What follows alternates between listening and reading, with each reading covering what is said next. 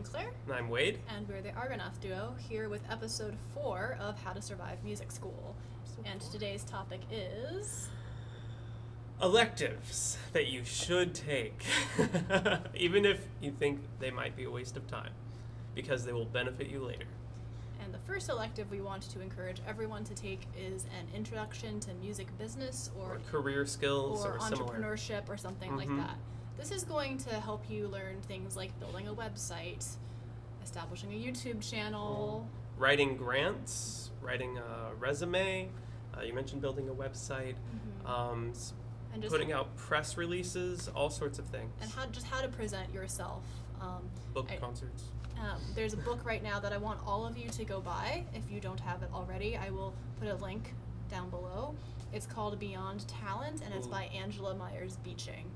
That's a good one. Go buy this book and read it now. The Savvy Musician is also another really good one. And How to Be Your Own Booking Agent. And maybe we'll put links to just a billion books for you to check out. That'll help your music career. A second class, which you should consider taking, is Pedagogy, which is how to teach your instrument privately. I don't care if you're not teaching lessons now. I don't care how much you think you don't want to. At the very least, Pedagogy is going to help you learn to play your instrument better.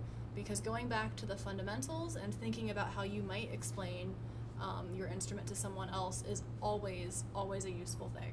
Being able to explain something really well to someone dramatically enhances your understanding of it. Just teaching and going through the pedagogy classes and then teaching has really helped me both in terms of all sorts of things, whether it's rhythm or whether it's technique or any facet really. And from a financial standpoint, once you get out of school, chances are you can be paid much more per hour for teaching than a lot of gigging, at least in the orchestral world.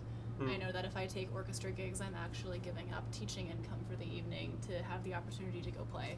Right. So just something to keep in mind. That can be a really good, again, just good for your technique, but also good money-wise once you're out of school. Absolutely.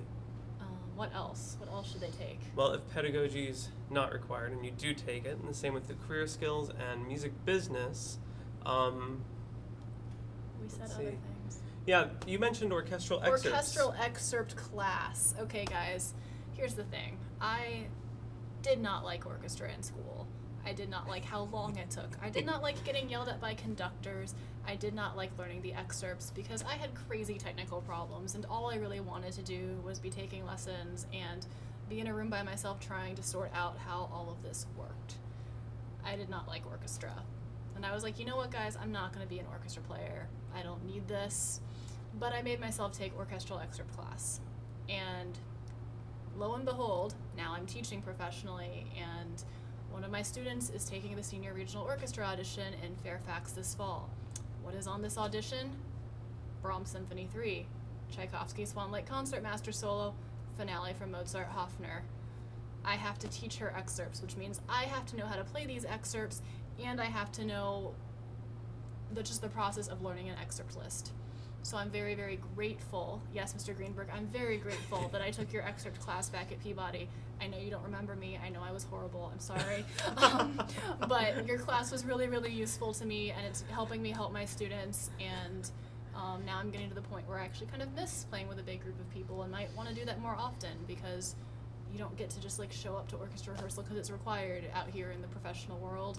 You have to go through auditions and pass them, and to pass auditions you need excerpts. So take at least one semester of orchestral excerpt class and just kind of learn the process of doing that if your teacher doesn't cover that in your private lessons. For pianists, if accompanying in chamber music isn't required a required part of the curriculum, or if you have the option to take additional, go take it.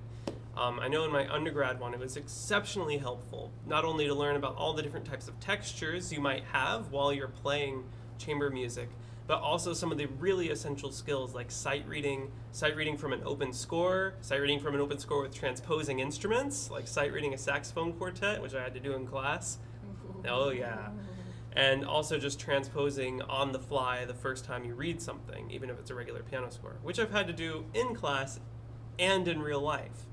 So these are really essential skills if you're pursuing a career in piano, because you're probably, one, going to be teaching pedagogy. You're probably going to be playing collaboratively with accompanying. And, and so it's really, really helpful. Take it seriously. Go the extra mile whenever you can. If they only want you to play, I don't know, Schubert's Ave Maria up a whole step, play it not only up a whole step, play it up a third, play it up a fourth, play it up a fifth.